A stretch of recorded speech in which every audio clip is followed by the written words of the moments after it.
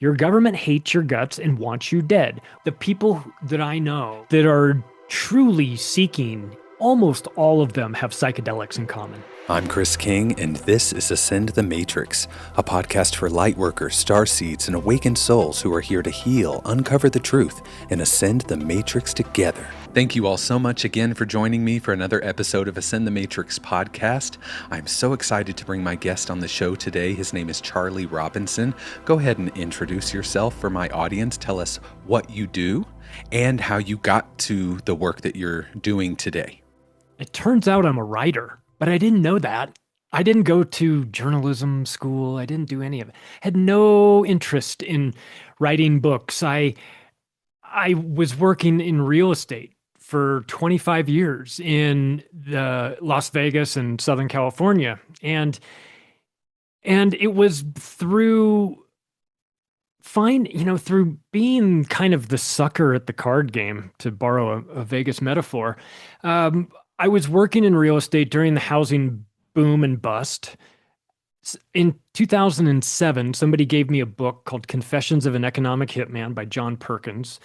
Changed my life. It opened me up to this understanding that banks are predatory and that what we experience on a retail level is happening on a governmental level in terms of debt being loaned to these countries and then falling into these traps and then extracting tangible resources out of these countries. It turned a light bulb on in my head in 2000. Will you tell me the name of that book again and the author? Yeah, Confessions of an Economic Hitman. It's written by a guy named John Perkins. And John Perkins used to be an economic hitman. He worked for a company called Maine, which is the equivalent of Halliburton, multinational engineering firm. And what they would do is they would go to third world countries like Ecuador, and they'd say, you have a beautiful topography here, the right amount of mountains and rivers, and it'd be a perfect place to set up a hydroelectric power plant. And they say, well, that's nice, but we could never afford that. And they say, no problem. The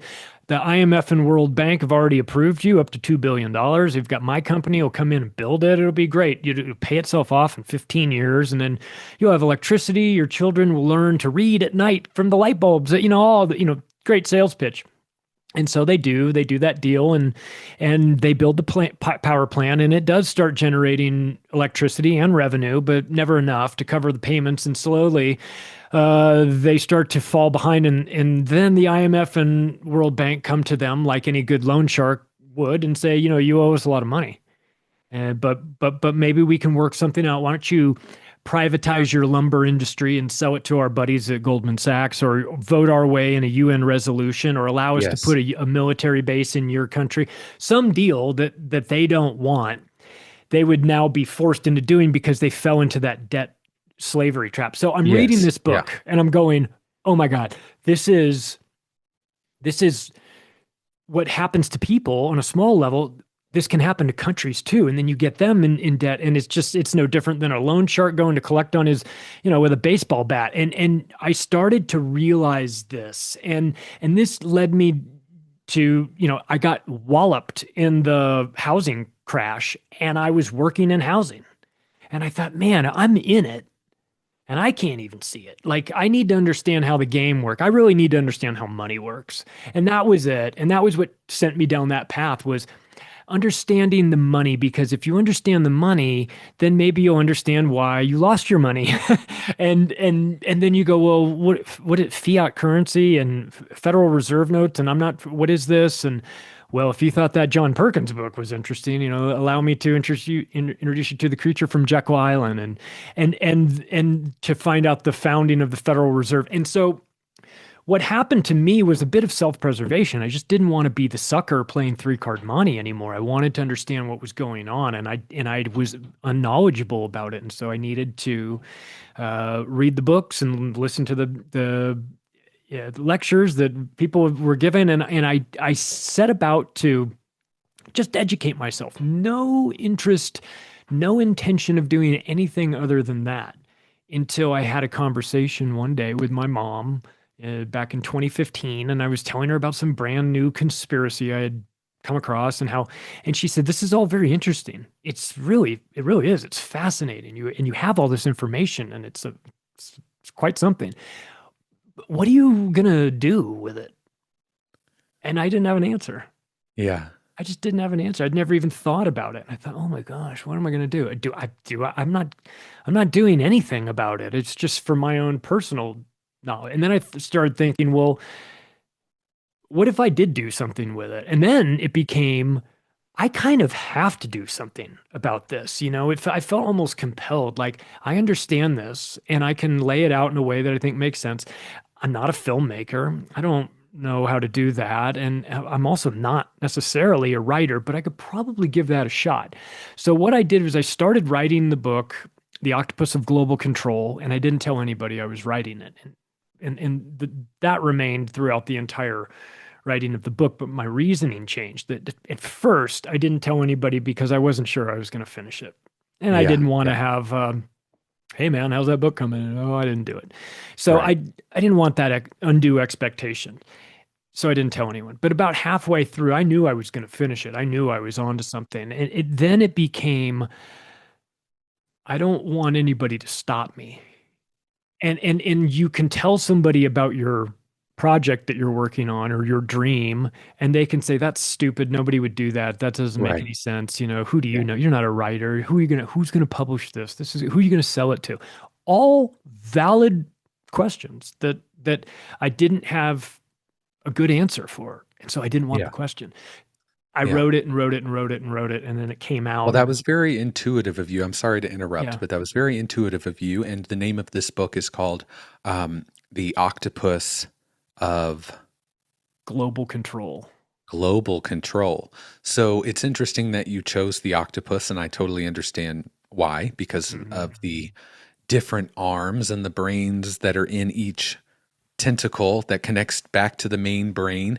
But for those listening who are who have the language, ascension language, I would call it, we would refer to this octopus entity as one of the archons, or the archontic force that lives behind the false matrix, or what we would consider the false matrix architects here. So it's interesting you would use an octopus, and it was intuitive of you to keep that to yourself, because many people listening know that these mind parasites that we call archons, although you're talking about it from a governmental perspective, as above, so below, I'm talking about the actual energetic force that's behind the corruptive, divisive force that we call the government, or the global control force. And when I see archons, and when many people actually see archons, they look like black squids or octopi.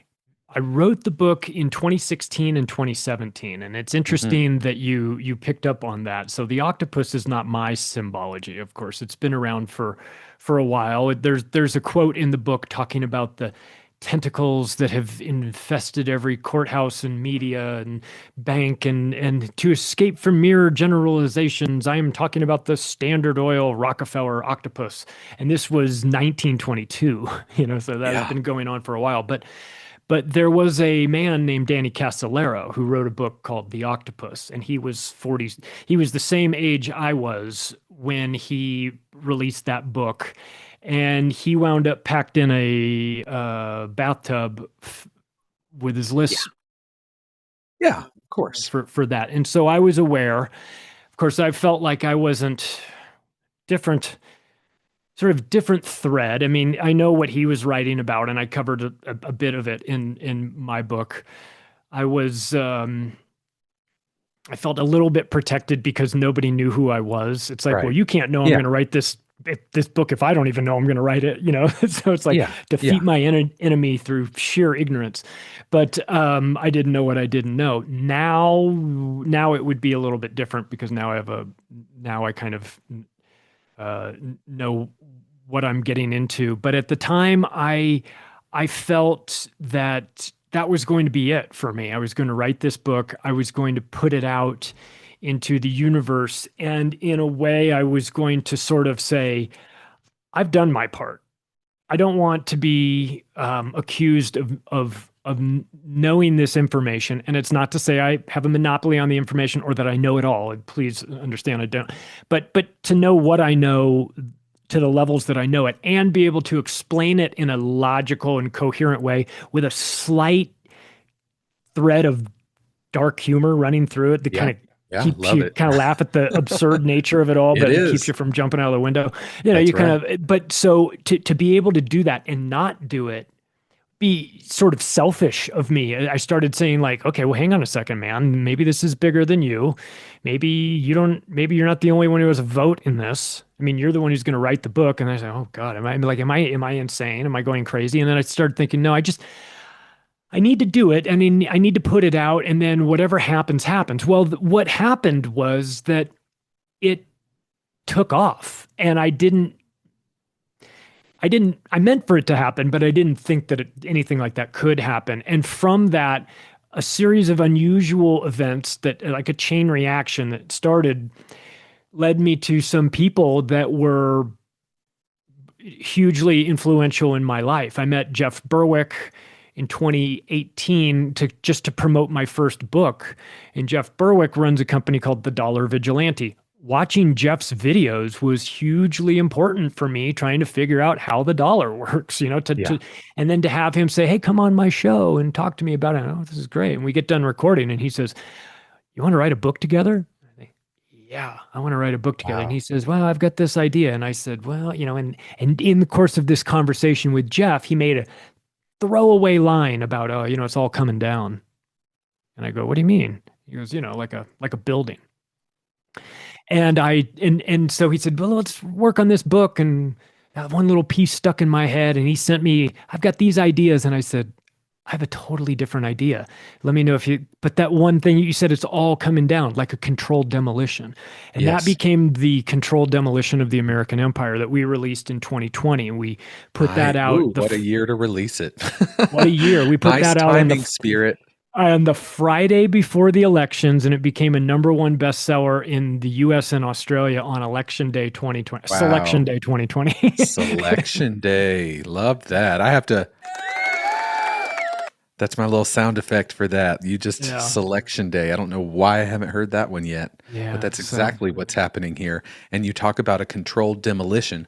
On my side, I completely feel that energy, and that's been going on for a long time. It was prophetically brought through in many different ancient cosmologies, including the Mayan calendar. There are so many different let's just say historical documents, texts that are leading to the time that we're in right now. And I recently moved to California last year from Georgia, and Georgia is where the Georgia Guidestones are, if you're familiar with those, or were, because they have been destroyed now. But I didn't even know they existed until they were destroyed, okay? Because they were destroyed maybe a year or two after I moved to Atlanta, so I really wouldn't have known. But basically, the Georgia Guidestone lays out the entire New World Order Illuminati plan for the next phase that we're entering into. So when you talk about a controlled demolition, yes, it is happening, but many people also understand how high up it goes and what the actual plan is for the entire planet. And so in this book that you wrote with Jeff, tell me a little bit about this controlled demolition that we're going through from your side, and how you see this playing out for us. Well, we talked about when we broke down the chapters. I took a look at how you take down an actual building. Right. And I lived in Las Vegas for 10 years. And so, when the old casinos got to go, they rig it with explosives. They pre-weaken, they identify the support columns. They pre-weaken the building. They rig the detonators. Mm-hmm. They sound the alarm. They push down the plunger. And then later they clear the debris. So we just go step by step. And some of these things, when you talk about pre-weakening the building, that might be a decision policy that was made by Bill Clinton in the 90s, like NAFTA, that outsources the industrial capacity of America to China, to Mexico and elsewhere, but ultimately China. And it's not felt immediately, but it's like lighting a 30-year fuse. It hollows out an entire industrial capacity of a region. And those, the ramifications of that are very difficult to quantify, but it does something. So you can pre-weaken the building, you can soften them up. And that doesn't have to be it can be sociologically, soften them up ideologically, soften them up. Men can get pregnant, men can have babies and things like that. And you get people starting to think like, whoa, where's up, where is down. Yuri Bezmenov, the famous KGB defector, would have these amazing conversations with G. Edward Griffin, the guy who wrote that book, The Creature from Jekyll Island. And it was the conversations are funny because they look like they're going to Studio 54 afterwards. It's like the late 70s. And they're talking about ideological subversion and how it works and how it takes 20 years. But, if you've got the time and you've got the resources, there's only 4 steps. You do this, this, this, and this. And I'm watching these interviews now, 50 years later, and I'm going, oh my God, they did this to us, this demoralization. They've had a chance to run it twice, in fact, in the amount of years that they're talking about. So Jeff and I started looking at this and we started thinking like, okay, we're going to have to make this comparison of how you take down a real building to how you take down not necessarily America, but the American empire. And that includes 1,000 military bases and the petrodollar arrangement and the SWIFT banking system and our undue influence all throughout all of that needs to go away. And in fact, and I'm not giving away any sort of spoilers or anything like that, but we talk about in the end of the book, we go back to December 26th, 2004, Banda Aceh, Indonesia. The people who lived there woke up in the morning. There had been a massive earthquake. They woke up in the morning and went to the beach and there was no water there. It's just gone. The ocean was no longer there. They'd never seen anything like that. Some people walked out, you could go a half a mile, you could go out and there's starfish and you could, but the animals instinctively knew. And the people who had experience, they knew what that meant, and they knew it meant to get to higher ground. And we draw upon that event to make the point. We're at a place now where if you see something like that, you've got to grab the people next to you and say, we have to get to higher ground right now. I'll explain it all to you later. And trust me when I say there's a lot to tell you, but we don't have the time. I don't have the time to get into the debate. And if you want to debate me, good luck to you. Yeah, that's how I feel. I'm prioritizing my time. Yeah, I feel the same way. And I feel the same way as someone who is on the ascension path or is guiding others into tapping into these new dimensions and tapping out of this false matrix mind control frequency and reality that we're living in. And you talk about controlled demolition, and several times during this conversation, it takes me back to when I was 14 years old, high schooler. I'm into occult and astrology and all kinds of stuff back then. It was always there for me. But of course, I found my way to a documentary called The Zeitgeist Movie. And this movie is broken into 3 parts. And as a 14-year-old, you have to understand it was shocking to be proven that the Jesus Christ was just the Son. It has 3 chapters. The one is about the Bible, the greatest story ever told. The other one is about fiat money, currency.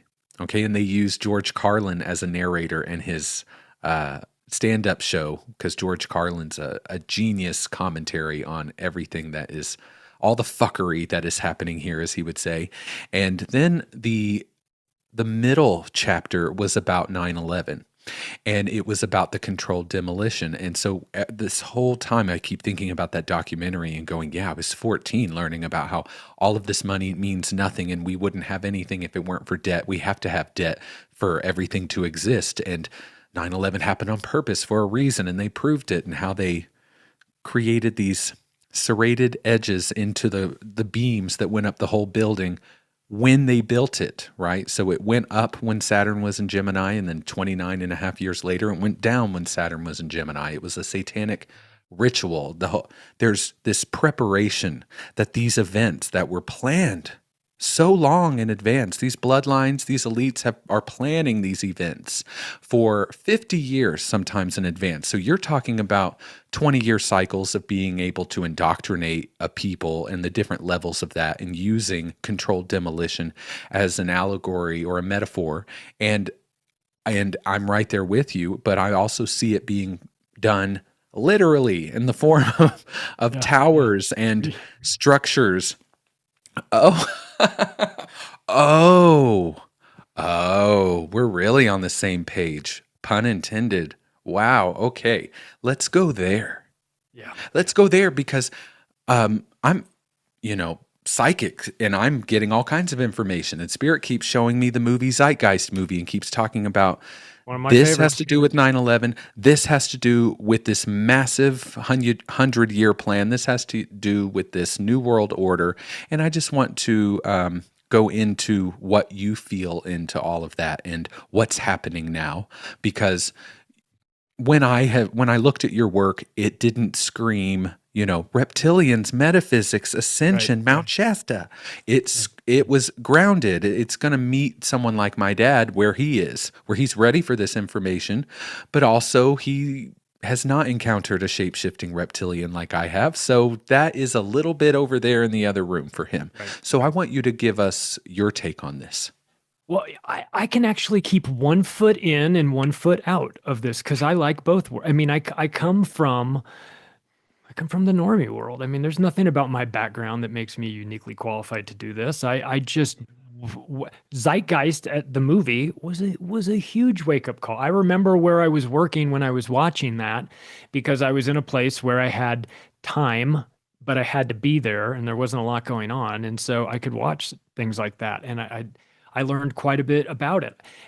And what I have learned over the years is that it doesn't matter what I know if I can't deliver it to somebody. And I've done it all the wrong ways. Believe me, I have brought up 9/11 at Thanksgiving dinner with my in-laws and watched the table turn on me. Yeah. I know I say this from experience that my ability to connect with your dad and talk about the things of, in that way, and then also have the conversation about my Bupho trip earlier this year Yeah.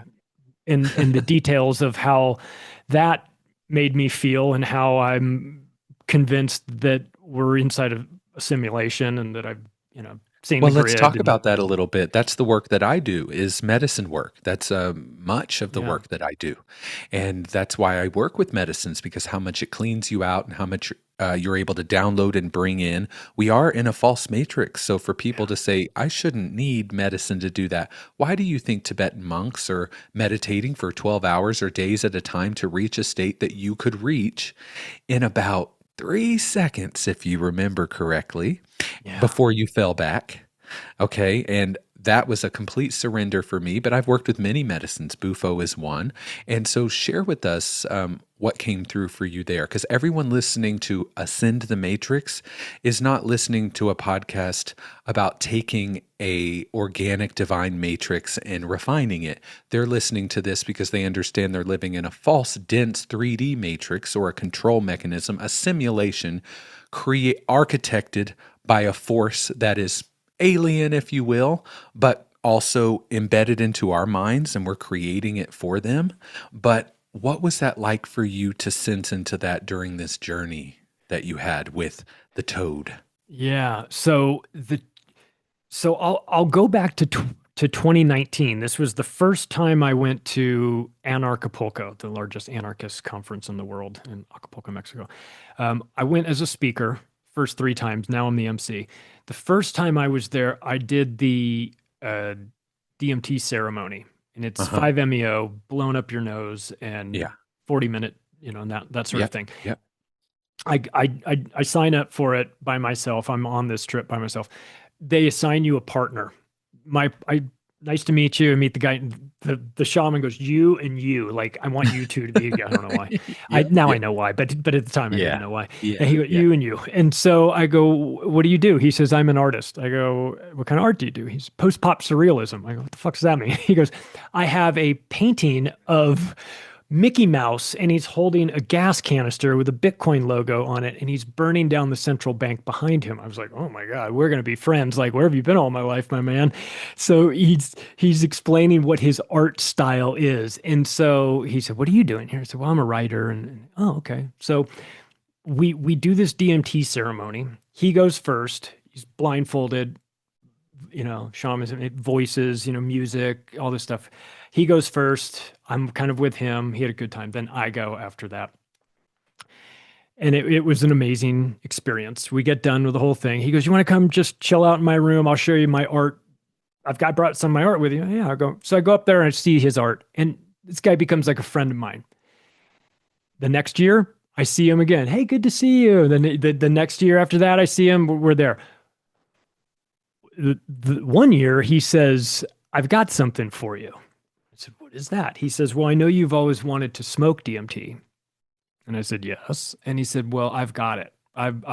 Why don't we do Friday, end of the week? In Acapulco is a Monday to Friday event. Friday, end of the week, meet at this Max Egan's bar. Meet at Max Egan's bar here, and we'll go to the beach and we'll set you up." Okay. So we do that.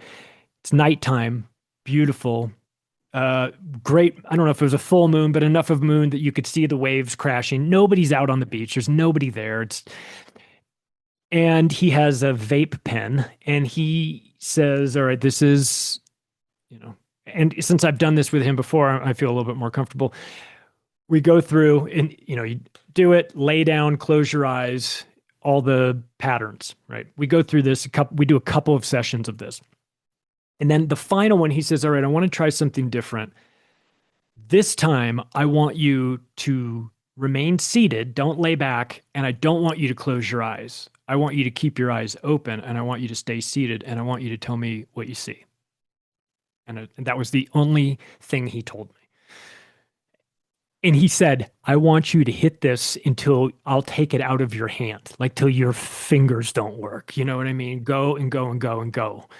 So, okay. And when I'm sitting there watching the waves come crashing in. I can see them because of the moonlight. And I'm waiting, and I know I've got about 8 seconds before it kicks in. I'm starting to hear the zzz in my head, the humming. Mm-hmm. Yeah. And the wave just stops. Mid-crest, it just stops. Everything stops. And out of the sand, this very faint aqua blue grid pattern, just almost like it just rises up like an inch out of the sand, just enough so that you can see it's there. And oh my God, like everything lit up. I went, whoa.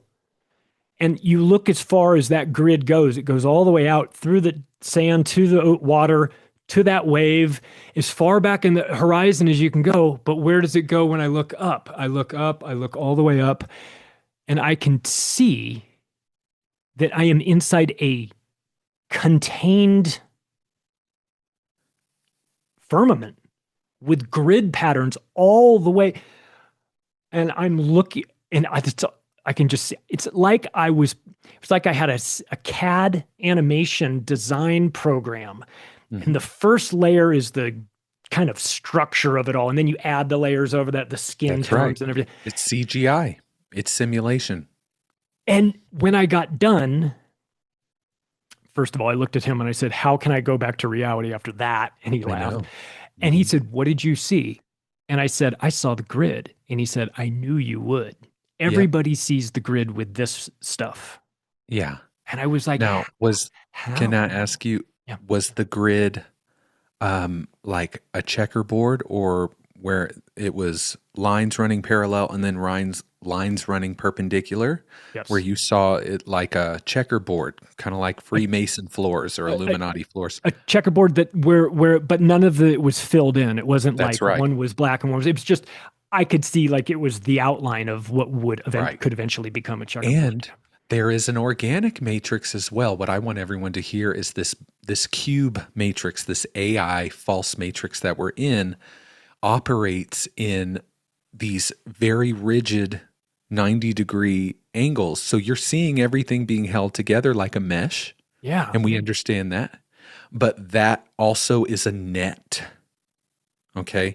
Now, when other matrices, when we move into fifth density and beyond, the other organic matrices that exist in the universe, and this is for people who are going, well, did he see the organic matrix or the false matrix? What's the difference? You can tell because the false matrix First of all, that looks very false. It looks very Star Trek. Okay, kind of like their simulation deck they would go on to, which was just crisscross lines like that, or a basket weaving pattern almost, but they're running completely cross to each other, and that is trapping energy. And matrices are much more like DNA, or much more mutable and malleable in organic frequencies or organic matrix environments. So because I've also seen this, and it's different than the grid that people see when they're working with like psilocybin, for instance, other medicines. They'll look up and see the web that connects all the stars. It's not crisscrossed like that. It looks like a spider's web. It looks very organic. Okay. I've seen what you're seeing, which is actually what's making up all of this right here. And it's this holographic projection, but it's false light, and it's designed to create a density that you can't like get out of, basically. Okay. It's just so dense and hard. But when you came back and he asked you about that, and you all used the term the grid, that's why the grid could be the organic grid, but it sounds like you were also seeing the simulation grid. So tell me about your all's conversation, and then how you integrated that into your life from that point forward. If I had to guess, I would lean more on the side of simulation grid as well, because it didn't feel. I've had the organic stuff. It didn't feel like ethereal and organic. It felt mechanical. Mechanical. Seen it. Yeah. Yes. Very, very precise and unnatural in its precision. And so I remember just saying, like, I don't know how I marry this with my day-to-day life, which is you've got to go to work and pay the bills type of thinking, right? You're like, okay, so then it becomes, how I'm in this place. How can I be in it but not of it? Is that possible? Can I that? Because then I was like, if I can get out, I'll get out. I'd like to get out. Perhaps, maybe I wouldn't. I don't know. But if I have to stay here, then I at least don't want to be limited by thinking that I'm just what is here, and I'm not. That's right. I can't be something else. Know. So I could be in this world but not of it. The kind of the way I viewed it, and Yeah. I took it. I would have loved to have kept going after that, but I really needed time to process what I was seeing. Yeah, you have to. We can't just keep having more downloads, more awakenings, more expanding our consciousness, and not grounding that into our life over a few months or years. Because like my Bupho experience, I needed a year to fully. Yeah. I didn't do medicine for a year after that. Nothing, no microdosing. And it was just, I needed to ground back into what had happened. Yeah, it's funny. I've noticed, and it's not a formal survey I've done or anything like that, but the people that I know who I know in this area that write books or do the podcasts about this, that are truly seeking information and are not content to take the government's narrative on something, but they want a deeper examination. Almost all of them have psychedelics in common. That's right. Graham Hancock, David Icke, they've all worked with psilocybin, ayahuasca, DMT, wachuma, all Blue Lotus. There's so many stories about that. And I love that, because they are these brilliant minds who knew, I know I'm brilliant, but I know I shouldn't know anything if I'm ready to go to the next level. So I need to surrender to a plant spirit or my higher consciousness and go see what it has to teach me. That's a level of consciousness that many scientists and world leaders and historians have not reached, because they're so embedded in the matrix and mind controlled. It's all spiritual. The metaphysics and spirituality we're talking about is not separate from this. That's why the octopus in your book reminded me of an archon, because although you may have written it for my dad, that was the audience who it was for maybe, it still contains codes and archetypes and symbology that would activate someone like me who can see through just the Government. When we say the government, my dad's able to go there with you, but I know it's the Archons, the Reptilians, the Illuminati, the Orion I'll factions. take him at government. That's We're right. good with that. We can work with that, right. and we don't have to go any further. And one of the things Yeah. that I did, and just in the structure of that book, the first book, The Octopus of Global Control, I brought in 700 quotes from 500 different people who had a front row seat to how things play out. And so part of this was take me out of it, right? Of course, I wrote the book. My voice is in there, but I wanted you to say, it's not me saying this. It's David Rockefeller saying it. It's Hillary Clinton saying this. I'm not saying Hillary Clinton is a blood drinking reptilian. Here she's talking about that. Here's Madeleine Albright saying that, 500,000 Iraqi kids are sort of worth it and things like that. Right. So my thought was, I have an opinion on this stuff. Of course I do. But for the book, I wanted it to be as much as possible, not my words, but their words. I wanted your dad to hear them say it. I wanted him to read, wait, he said what? And it's, like the David Rockefeller quote that goes on and on and on. People have accused my family of being internationalists and that we're trying to take over the world and that we want a one world government. Well, if these are the charges, I stand guilty and proud of it. And you go, well, where's that quote from? Well, that quote's from page 405 of his autobiography. Yeah. So some of this stuff isn't even hidden, and so people go, oh, you conspiracy theorists. No. We're not theorizing about potential conspiracies. We're analyzing actual ones. Here's them talking about it, So I felt like in that first book, I really wanted to, what I kind of thought of as verbal judo, use the weight and momentum of their words against them. Like, if you want to talk about how 500,000 Iraqi kids is worth it, I want that quote to be used and papered everywhere you go.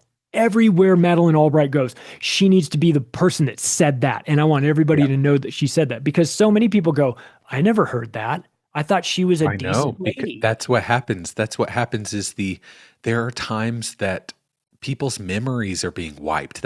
Some of these people are so hooked into the Saturn moon matrix and the lunar control grid and the entire organism that they're just running scripts. So when you come with a script that actually is encoded, where their script is encoded to refuse your script, which is a thing, they can't even retain the information. No. Okay.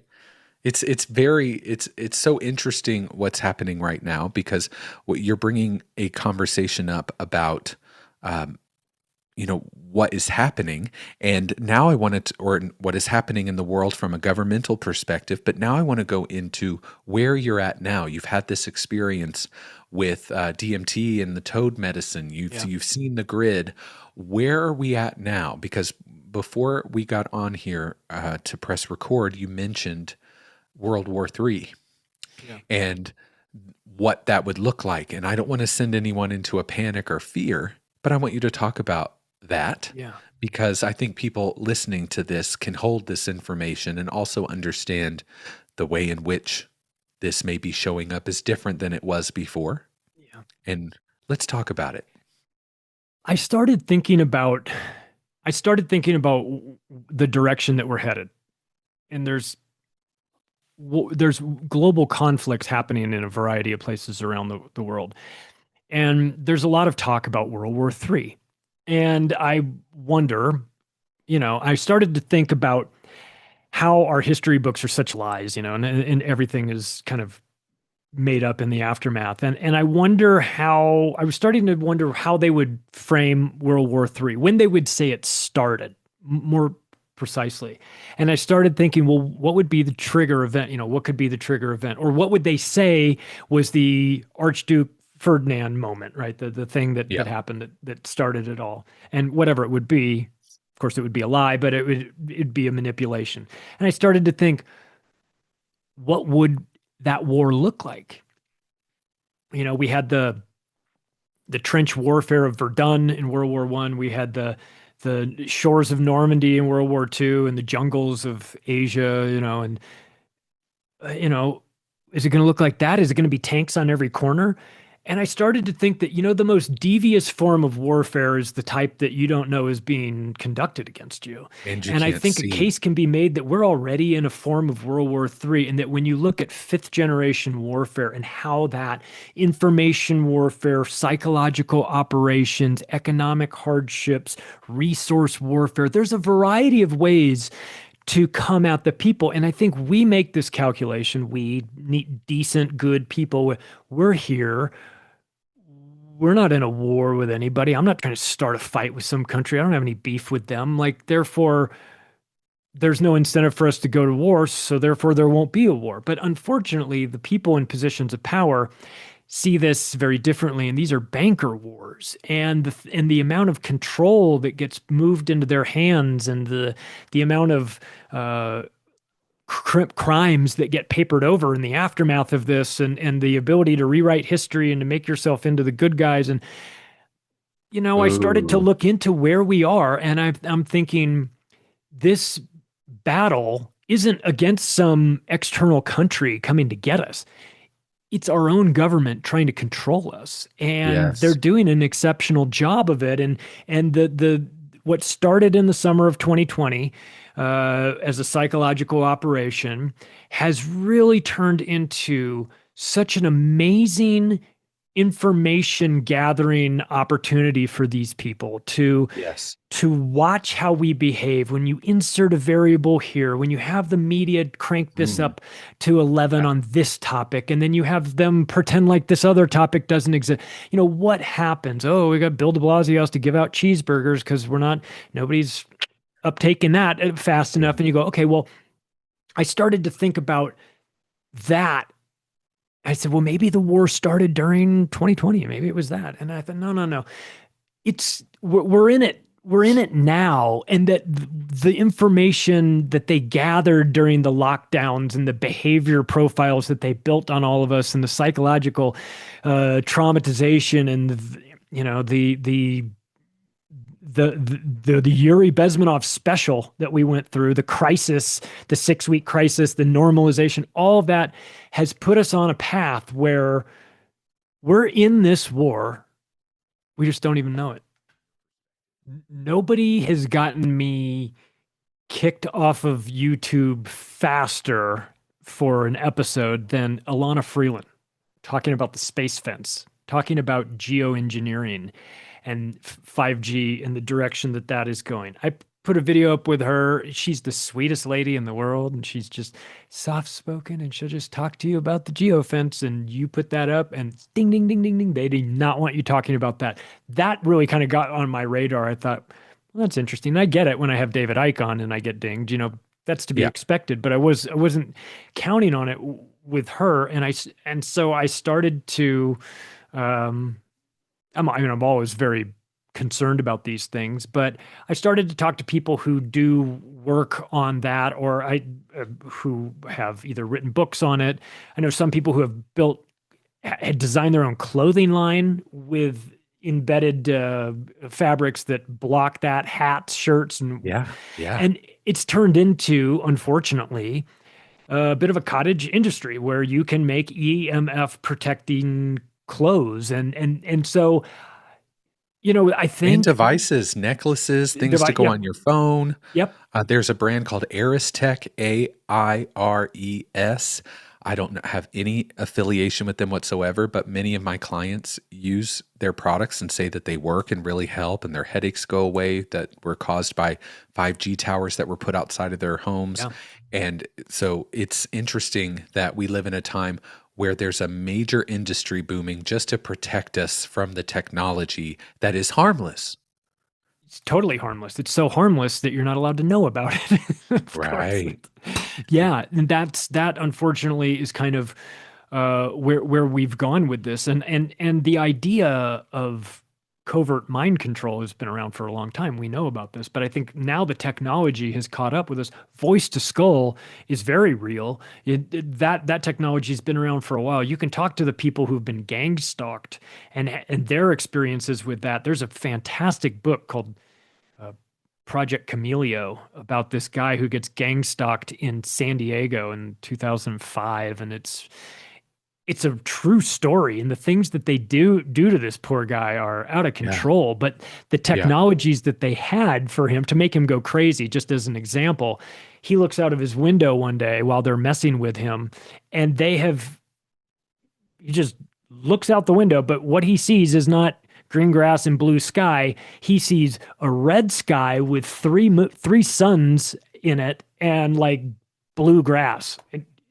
As clear as they close the window, open it back up, it's gone. Comes back Yeah. to his apartment, tells his friend, "They're making my apartment bigger." His friend says, "What are you talking? What do you mean they're making your apartment bigger?" He's like, "I'm in my apartment. It feels bigger." And they're like, "What are you talking about?" Comes over there, does feel bigger. What is going on? Comes in one day, his apartment feels smaller. So Yeah. so they were messing with him with all this technology. So, you read this book and this technology from 20 years ago, and I start to go, okay, don't be dismissive of those gang stalking people. They're not really crazy. This is actually happening to many of them that are experiencing this, and that we are up against these quiet weapons for silent wars, as they write about, right? That, Yes. that you can Yeah. control the masses with this. Of course, they're going to want to control it, and of course, they're going to have the technology before us, and who knows how advanced it is. And that's why I was telling people, be very careful of going to these protests that you see, even if you agree with what they're standing for. You're going to be caught up in Reaper drones flying around, pulling you, flock cameras, all the license plate readers, facial recognition, your Sirius radios giving you up, your cell phones telling on you. You got to be careful about this. You're leaving a digital footprint everywhere you go. And I think people are tempted to, because I can't see it, it's not there.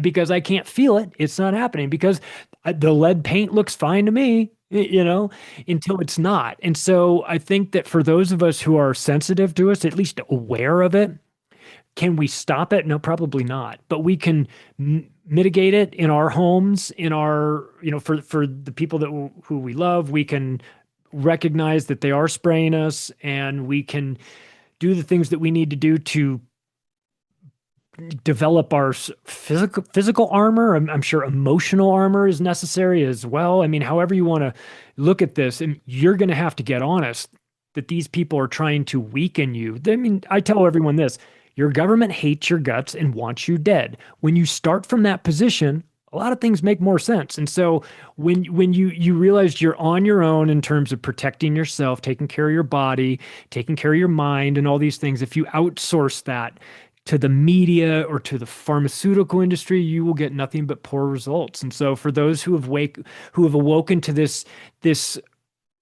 problem that we have, it can feel a bit disorienting. Like, okay, we've got a problem. What do I do? Help, And so it's nice to be able to get, to reach out to, to find those people early on and say, we've all gone through this. You go through it at different stages, at different rates, and at different times in your life if you come to this information. But as you said earlier, once you know it, you can never unknow it.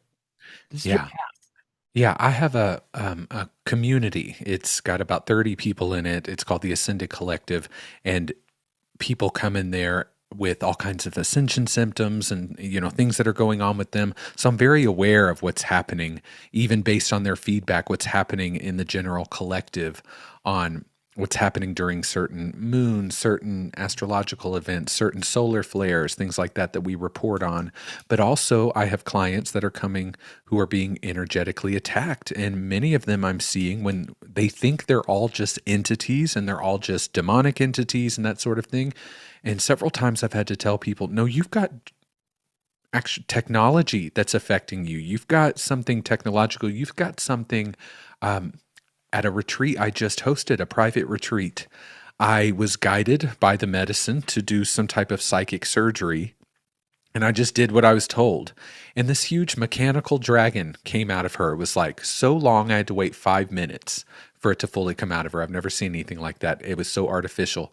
So it was mimicking a dragon guide for these spiritual people who connect with dragon energy. It was almost mimicking that, but it was fully artificial, which is why I saw it almost like chain links on a watch with its spikes on its back being blunt, almost like you made jewelry to look like a dragon. It was coming right out of her, and it was intelligent, but it was artificial. Okay, it was almost implanted into her, and I removed this implant, and it was for the past year she's been getting headaches, stabbing pains in her head, all of these things going on. And now for the past almost week since she has been gone, she hasn't had any issues. It was like we had to remove an implant that was making energetically in her etheric field vibrate even with these DEWS and these 5G. I already said it, but sometimes when you say it too many times, I can't stand having to hesitate like that. But it's really what I'm seeing is such an attack on the people physically, but also energetically for those of us who are sensitive and going through that. The amount of entities and false light beings that are stepping forward, they're just artificially intelligent. They're being emitted by the Vatican or the lunar matrix or the Saturn control grid, and they're coming forth and going, I'm Metatron, I'm this, I'm Saint Germain, and they're just artificially intelligent siphoning thought form things. And so people have to understand the real warfare is happening. It's happening on multiple levels here. Based on where you are, it's happening on all the levels. That's why it's World War III, because it's happening on every single level right now. World War 3D. Ooh, Because that's a good one. it is definitely happening on a variety of levels. I mean, I'm hoping people will wake up to just their own, like, you're physically in danger. Start there. Yes, you are. But let's just be clear. If you did not know that you were signing up to be infused with reptile DNA, Right. that is a complete assault. Oh yeah. Okay. So, and that can be cleared and be healed from people, just so you know, in case you had taken part in the 2020 parade.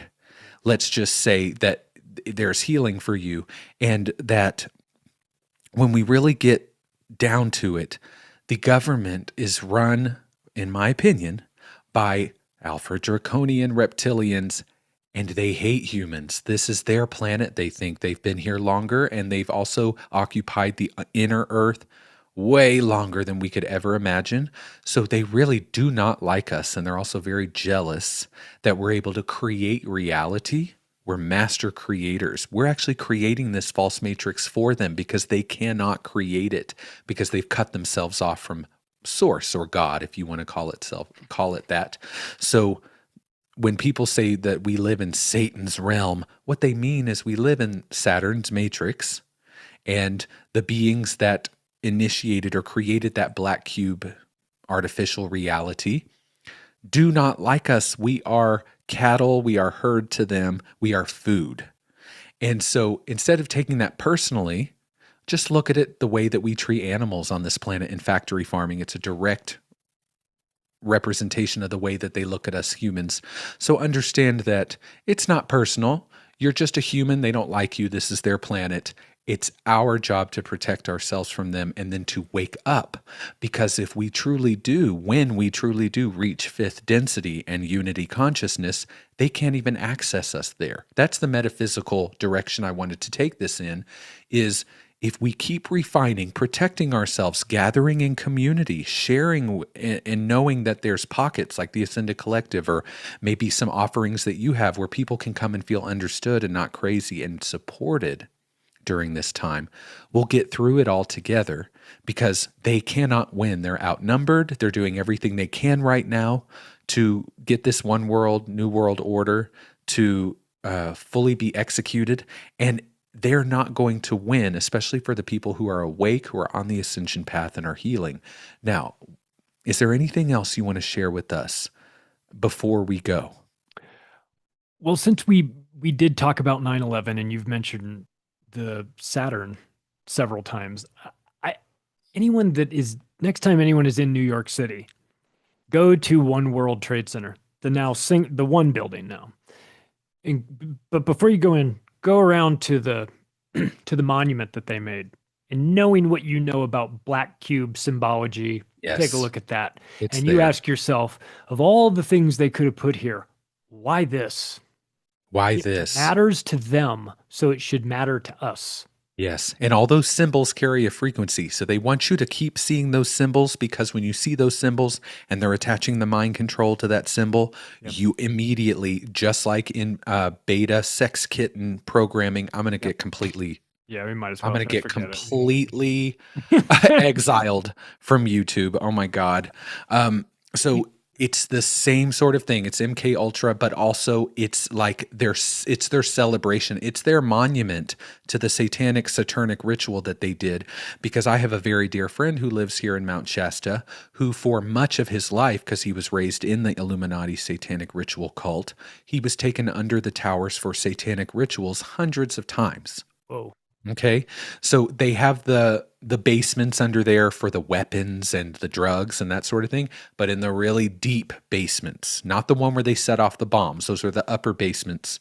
In the really deep ones, that's where all the satanic rituals and the sex trafficking is happening. Oh. Or was happening, but it is still. But of course, the buildings were now taken down because they were, yes, it was meant to cause a war, all of that, but that's the mundane way of looking at it. It's a ritual of this Gemini. It's imprinting events at these false astrological points, because the 12 sign zodiac is not organic. So you have this war that is happening, and they're playing the long game here. And 9/11 was an example of an initiation of that. But again, when you go to that monument, what they're showing you is this was successful. Yeah. Yeah. They're bragging. I've been lucky enough to have these conversations with the people that were writing the books that inspired me. David Icke, Graham Hancock. I told Graham, I said, I thought of you when I was doing ayahuasca. I was drinking it, and it's the worst thing you've ever had. And I was thinking about the quote I put in my book from you, Graham, talking about the description of ayahuasca, how it tastes like battery acid and chocolate milk and a dirty sock and all these things combined. And I said, as I was drinking it, and I'm telling him this, and just the fact of me telling, he just goes, oh, just like he just envisioned that. So I have had the opportunity to talk to John Perkins with Confessions of an Economic Hitman. David Icke and I have been doing things together for the last couple of years at an Acapulco. I interview him. I'm on the stage emceeing the event. He's behind my shoulder on the big screen, but back in the UK, and we're doing a live Q&A from Mexico with him, with the audience there. So I've been able to do that and have these experiences. And I think like maybe in 20 years, someone will have read my book and will say, I started thinking about this stuff because I read your crazy book about all that nonsense. And then I found that there was one part of it that I connected with, and it sent me off. That would be fantastic. And I hope that person would come up and tell me that, because I've had the ability to do that with Graham and David and John. And over the years, It's been a real treat for me. Yeah. Well, I have appreciated this conversation so much. It's been very... Thank you for having me. Activating, eye-opening for me. You're very welcome. Can you share with my audience where they can find you, where we can get your books, and how people can connect with you? Yeah. So during my Bupho experience, I was told, I had a feeling that I would have a much bigger voice, and I thought that meant something else. I made an assumption that it meant something else. And then an opportunity came my way in the summer of 2024. The guys who own a company called Activist Post, independent news website, they've been publishing for 15 years. They approached me and they said, we've been doing this for a while. We'd like to do something else and sell the company. Would you be interested in buying it? And I said, no. And it took me about 48 hours. And I was actually in the shower when I had my light bulb moment. Hey, dummy, remember that voice that was telling you bigger, the bigger voice, the Bupho, and you remember that? I don't know what else we can do, man. We're knocking on your door. Are you going to answer? And I emailed them back after I got out of the shower and said, I changed my mind. I'll buy it. So I am the owner of Activist Post. You can go to activistpost.com. Wow, very cool. It's an independent news website. They've been fantastic. I love Activist Post, but I can say that not from a place of arrogance. They knew to contact me because I was vocal about how much I loved getting news from them. So now I'm the owner of Activist Post and Natural Blaze, which is an alternative health website people can check out. You can find information about all of that at macroaggressions.io. That's the website. I have a podcast, Macroaggressions, that goes out. We just had our 600th episode. So very chugging cool. Congratulations. away with that. And again, it's just one of those things. Had I wrote a business plan, I'm going to do this and I'm going to write this book and then I'm going to do that. Right. None of it would have happened. Of course, you just kind of have to start off on that path and just let it unfold. See what happens. And for somebody who is proactive and I want to be in control, let me make this happen. And I've had to learn, like, sometimes the best thing I can do is sit back, take my hands off the steering wheel, stop driving, trying to control everything, and just allow things to unfold. And that has been a great lesson that has come. It's taken a long time for me to get it. I'm still working on it. Too. I still don't have it perfected, of course, but that need to want to be driving the car throughout the universe is just my arrogance overriding. It is. And your psychedelic work helped clear that ego attachment. And at least you have that knowing and are able to be in observer mode around the way you can still try to grab it's like those self-driving cars now. I trust them mostly, right? So I think I'm going to get there, but every now and then I might feel myself want to do that because we have to build trust with our spirit. You have to build trust with the medicine. You have to, now you know the medicine can show you things in ways that can be interpreted in different ways. It's very abstract. You have to have your own experience of it. And so I thank you for venturing into your own consciousness the way other great minds in the world have done and been able to bring that back into reality to build bridges for others.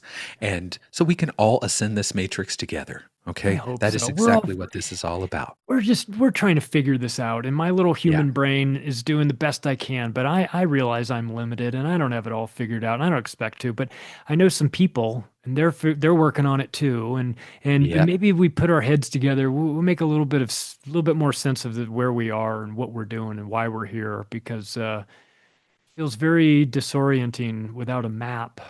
I appreciate you. I appreciate you shining the light on this, and helping people out, because boy, we need it.